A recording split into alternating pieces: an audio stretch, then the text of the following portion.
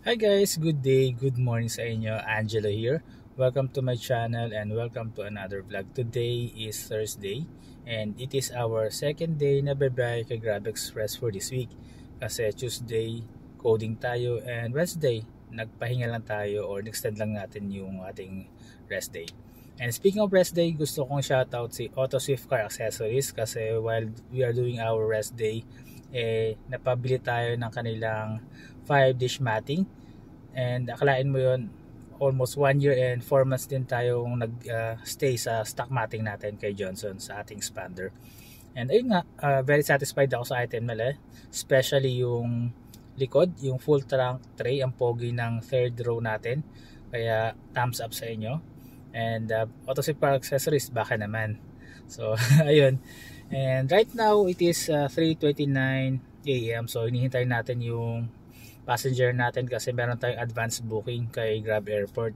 So kagabi ko siya nakuha. Hindi lang isa yung Grab Airport advance booking na nakuha natin, kundi tatlo. So ito yung isa sa araw na to and then dalawa sa Friday.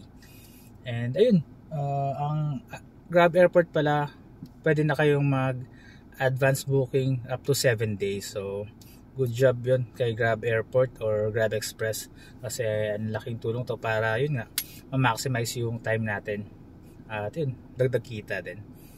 So hinihintay ko lang na bumaba si passenger, sabi niya 3:30 pababa siya. So yun, and siya nga pala guys, meron na tayong isang Grab Airport going to NAIA. So makadalawa pa tayo, meron tayong 150 na incentives na may hit and apat is parang 400.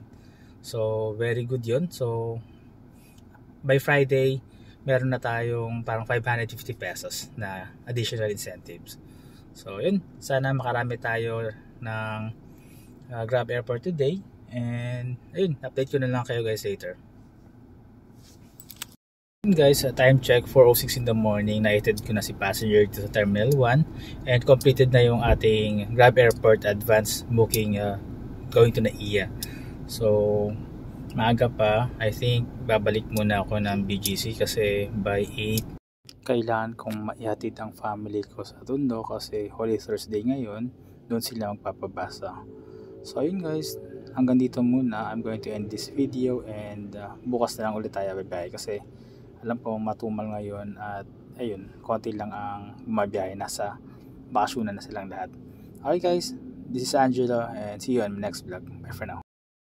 Hi guys, Angelo here. Welcome to my channel and welcome to another vlog. Umagang kay ganda sa inyong lahat.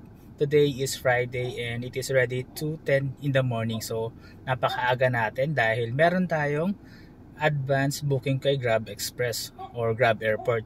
So nandito tayo sa may Taguig sa ating pick up location and yung scheduled pick up time natin is 2:30, so sobrang aga natin. And nag-message na rin si passenger na pa-wait lang daw at magbababa lang sila ng mga bagay. So all goods lang, chillax lang tayo dito. Siya nga pala, after this advance booking, meron tayong second advance booking ulit na 6 AM yung pick up sa may Taguig, sa may BGC banda. Alright, so ayun, update ko kayo guys once na na-drop up ko na sila passenger sa may Terminal 3 departure area. Okay, so later na lang guys.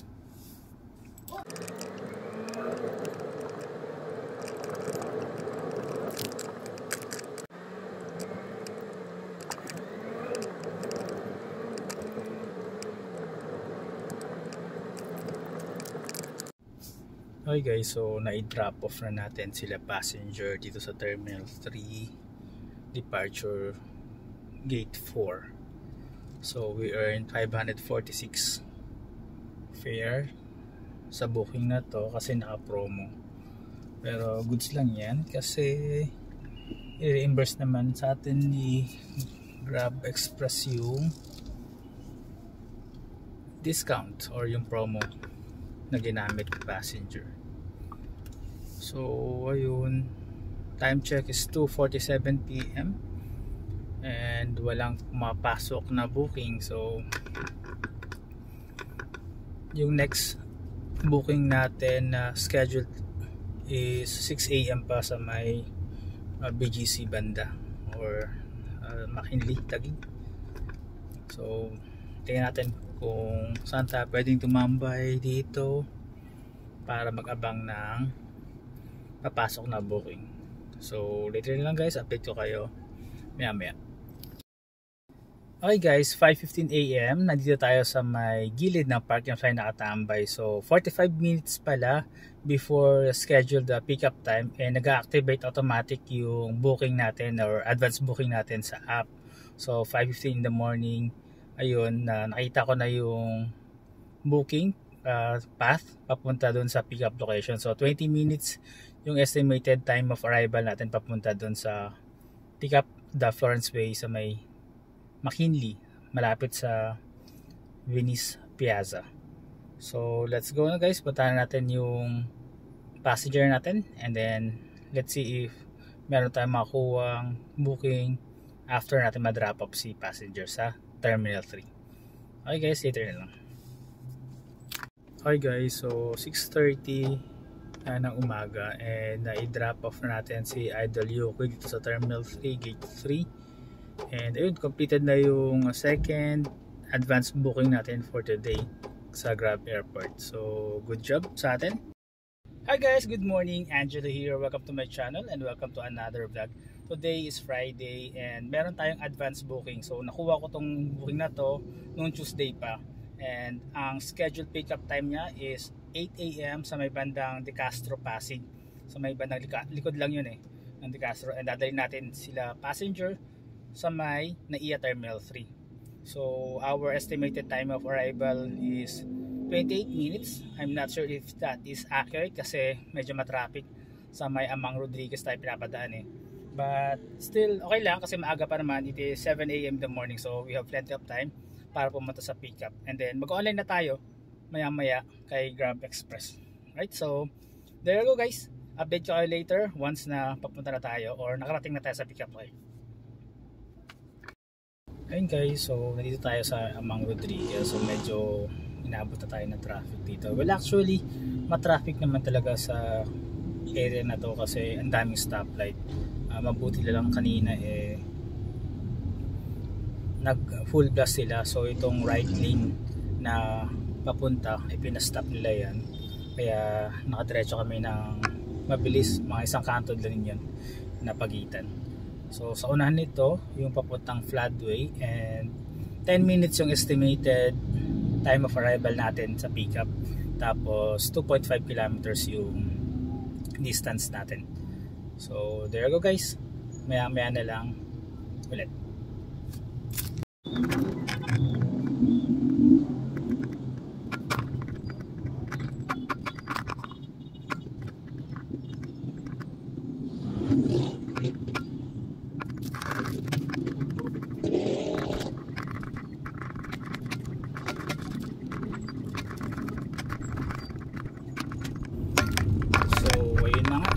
Medyo sinuwerte tayo at hindi tayo naipit sa traffic. Yun lang yung maganda dito sa may Pasig So nagpapastop sila ng lane, kabilang lane, para yun nga bumuhos ng ilang segundo or minuto yung kabilang lane, then yung kabila naman yung papatigil nila para yun makadaan din naman sila. So parang give and take lang. So ayun guys, lapit-lapit na tayo sa ating pick-up location.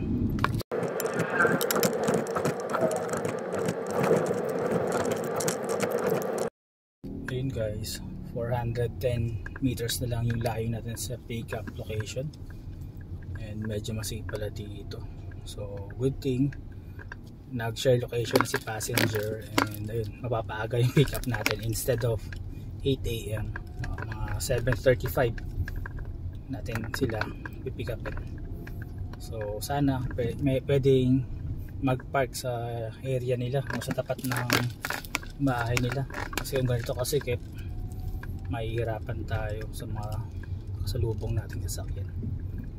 Okay guys, so maya na lang nandiyan sila sa unahan.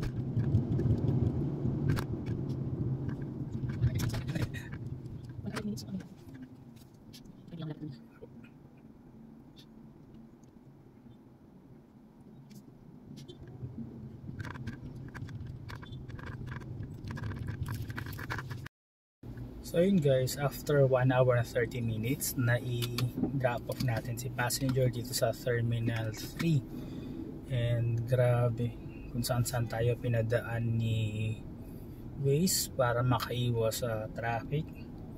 Pero ganun pa din yung kinalabasan ng estimated time of arrival natin.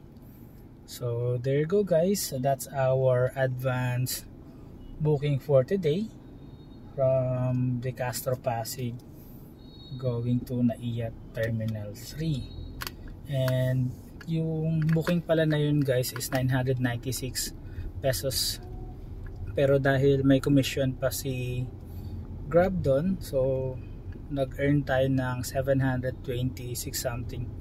So yun guys, I think that's it for today. So I'm going to end the video na.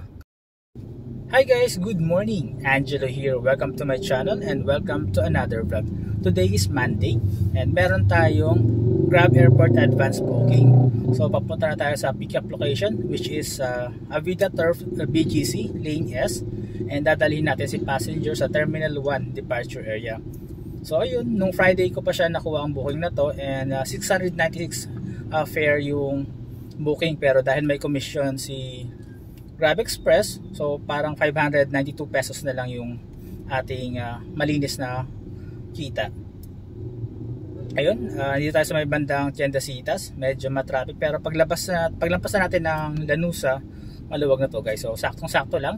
Ang estimated time of arrival natin doon is mga 7:13. So yung pick-up location or scheduled pick-up time is 7:15. So saktong-sakto lang. And then maluwag naman pagdating ng Lanusa to. So there you go guys. Update ko kayo later once na na-drop off ko na si passenger sa Terminal 1. Peace out.